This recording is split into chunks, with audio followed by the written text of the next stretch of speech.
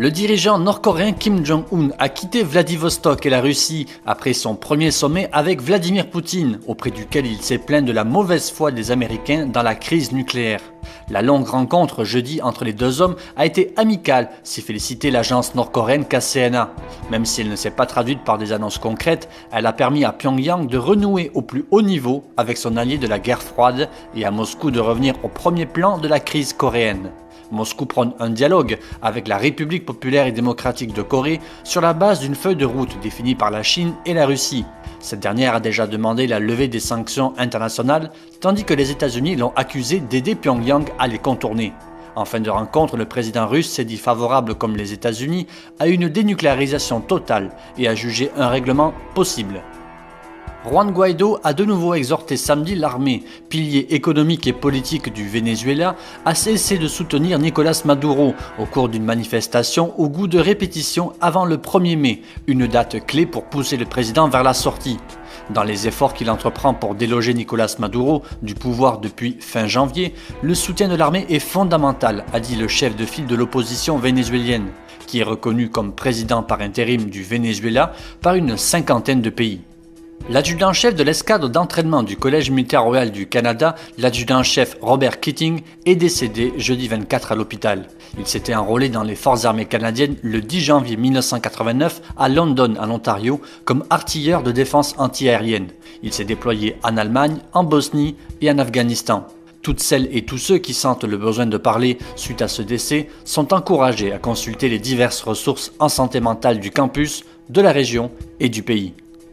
La force opérationnelle au Mali a effectué une évacuation aéromédicale avancée dans la région de Hombori au Mali après un incident impliquant un autobus civil. Le 23 avril dernier, un autocar de civils a heurté un engin explosif près d'Hombori, dans la région de Mopti. Le car effectuait la liaison entre Bamako et Gao et avait environ 45 passagers.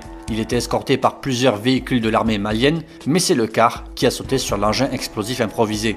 La MINUSMA a apporté son soutien au secours en prenant en charge l'évacuation de 14 blessés civils à l'hôpital de Gao. La MINUSMA a assuré le transport aérien à Gao via les militaires canadiens. Ce sont donc 2 CH-146 Griffon et un CH-147 Chinook qui ont été envoyés. C'est la 9e évacuation aéromédicale menée par les troupes canadiennes de l'opération Présence au Mali depuis le début de la mission à l'été 2018 et la première impliquant des civils. Le ministre de la Défense nationale et la ministre des Affaires étrangères ont annoncé que le gouvernement du Canada avait renouvelé l'opération Calumet, la contribution des forces armées canadiennes à la force multinationale et observateur dans la péninsule du Sinaï jusqu'au 31 mars 2022. La mission de la FMO consiste à superviser le respect des dispositions du traité de paix israélo-égyptien signé il y a 40 ans. Le Canada contribue à la FMO depuis 1985. Le président Trump a annoncé vendredi qu'il retirait la signature américaine du traité sur le commerce des armes, visant à moraliser le commerce international des armes. Il prévoit en particulier que chaque pays signataire évalue avant toute transaction si les armes vendues risquent d'être utilisées pour contourner un embargo international, violer les droits humains ou être détournées au profit de criminels. Les armements vont du pistolet aux avions et navires de guerre, en passant par les missiles. Le texte porte sur tous les transferts internationaux, importation, exportation, transit et courtage.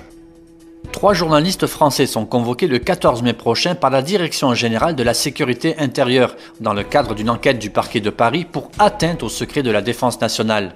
Une note confidentielle de la direction du renseignement militaire sur l'utilisation d'armes françaises dans la guerre du Yémen a en effet été publiée.